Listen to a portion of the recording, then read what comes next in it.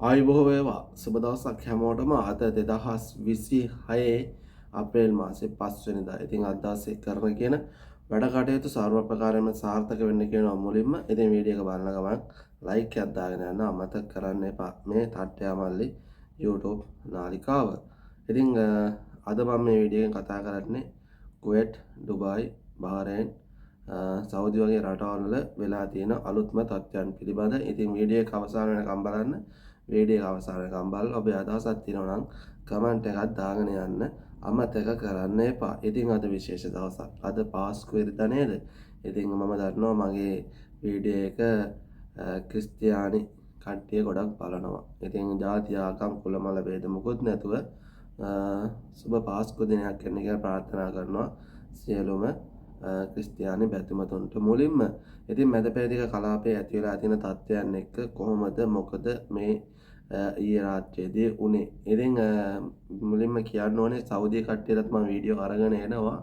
ඉතින් ඊයේ දවස පුරා සෞදි රටට කිසිම දෙයක් වාර්තා වෙලා නැහැ. ඒ හින්දා තමයි ඊයේ මම සෞදි විස්තර මුකුත් කිව්වේ නැත්තේ. ඒ හින්දා සෞදි රටෙන් වාර්තා කරලා තියෙනවා සෞදි රාජ්‍යයට කිසිම දෙයක් ප්‍රහාරයක් ඊයේ ඇහිල්ලා නැහැ, වළක්වා ගත්තෙත් නැහැ කියලා. එහෙම දෙයක් වාර්තා වුණේ නැහැ කියලා තමයි වාර්තා වෙන්නේ. සෞදි ඉන්න කට්ටියන මුලින් මේ පොත කිව්වේ. ඉතින් ඩුබායි රාජ්‍යයට අද උදේ පාන්දරත් සයිරන් නාද වුණා කියලා තියෙනවා. ඉතින් ආපු ප්‍රහාර සියල්ල ගුවනේදීම විනාශ කරා කියන ප්‍රවෘත්තිය තමයි දැනට ලැබිලා තියෙන්නේ.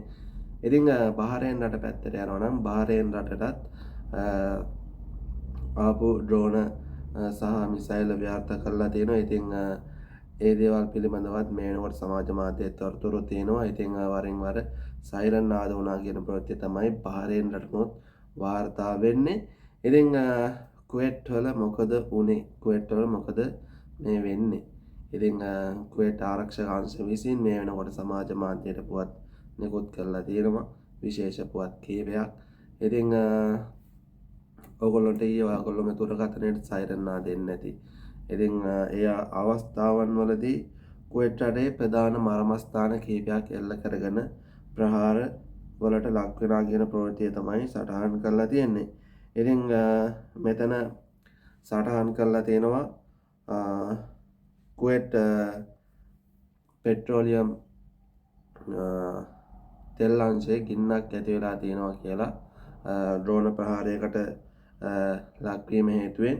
ඉතින් මෙතන සටහන් කරලා තියෙනවා ගිනි නිවන කණ්ඩායම් ඉක්මනින් දැන්ට ළඟා වෙලා ගින්න මැඩ පවත්වන්න කටයුතු කරා කියලා. ඉතින් තවත් වාර්තා කරලා තියෙනවා මේ ගින්න පාලනය කරන්න ආරම්භ කරා කියලා තමයි ප්‍රවෘත්තිය සටහන් කරලා තියෙන්නේ. ඉතින් තවත් සටහන් කරලා තියෙනවා මනුෂ්‍ය ජීවිත කිසිවක් වාර්තා වෙලා නැහැ කියන ප්‍රවෘත්තිය සටහන් කරලා තියෙනවා. ඉතින් ඊට පස්සේ නැවත සයිරන් නාදුනා ඔයගොල්ලන්ට ඇහෙන්නේ නැති. ඉතින් මෙතන සටහන් කරලා තියෙනවා මිනිස්ට්‍රි කොම්ප්ලෙක්ස් ගොඩනැගිල්ලට ඩ්‍රෝන ප්‍රහාරයකට ලක් වෙලා කියලා. ඉතින් මෙතනත් ද්‍රව්‍යමය හානි සිදු වෙලා කියලා වාර්තා වෙනවා. ඉතින් මෙතන කිසිදු මනුෂ්‍ය තුවාලයක් වාර්තා වී නොමැත කියලා තමයි වාර්තා කරලා තියෙන්නේ. ඉතින් පාන්දර ඔයගොල්ලන්ට ඇහෙන්නේ නැති නැවත සයිරන් නාද වෙන අවස්ථාවක්. ඉතින් මෙතන ජල හා ලවණ ඉවත් කිරීමේ බලාගාර දෙකකට ඩ්‍රෝන ප්‍රහාර ඇහිලා තිනවා. ඉතින් මේදී එම ප්‍රහාරයෙන් ද්‍රව්‍යමය හානි සිදු වෙලා කියලා වාර්තා කරලා තියෙනවා. ඉතින් විදුලි ජනක ඒකක දෙකක් తాවකාලිකව නතර කරා කියන ප්‍රවෘත්තිය තමයි සටහන් කරලා තියෙන්නේ. ඉතින් මෙතනත් කිසිදු ජීවිත හානියක් පිළිබඳ වාර්තාවක් මේ වෙනකොට ලැබිලා නැහැ. ඉතින් ඔන්න විදිහට තමයි අද දවසේ උදෑසන ලැබිලා තියෙන ප්‍රවෘත්ති ටික කෙටියෙන් ඔයගොල්ලොන්ට අරගෙන ආවේ. ඉතින් කුවේට් රටේ ස්ථාන 3ක් ඉලක්ක කරගෙන මේ ප්‍රහාර වෙලා තියෙනවා. ඉතින් මේ වෙනකොට කුවේට් ආරක්ෂක අංශ කුවේට් රජයේ මැදිහත් වෙලා මේ දේවල් පාලනය කරන්න කටයුතු කරමින් ඉන්නවා කියන එක තමයි සටහන් කරන්නේ. ඉතින් අද දවසේ මේ මිනිස්ට්‍රි ඔෆ් කොම්ප්ලෙක්ස් කියන ආයතනයේ වැඩ ඔන්ලයින් මාර්ගයෙන් තමයි කරනවා කියන්නේ.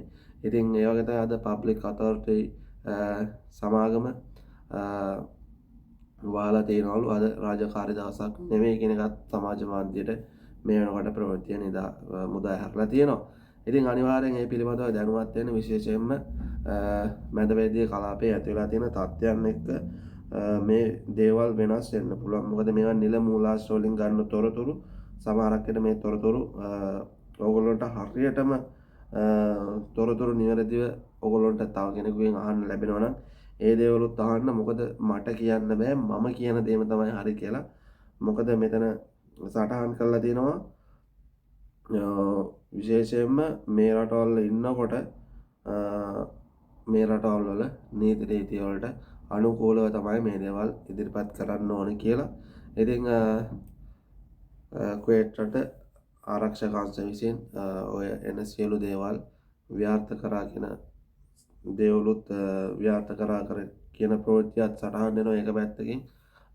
ඉතින් කොහොම හරි අවසානවන්ත විදියට ස්ථාන 3ක් ප්‍රහාරයන් වලට ලක් වෙලා තියෙන ප්‍රවෘත්තියත් වාර්තා කරලා තියෙනවා. ඉතින් පට්ටයමාල YouTube නාලිකාව subscribe කරන්න නැත්නම් subscribe කරන්න, bell icon එකත් click කරන්න.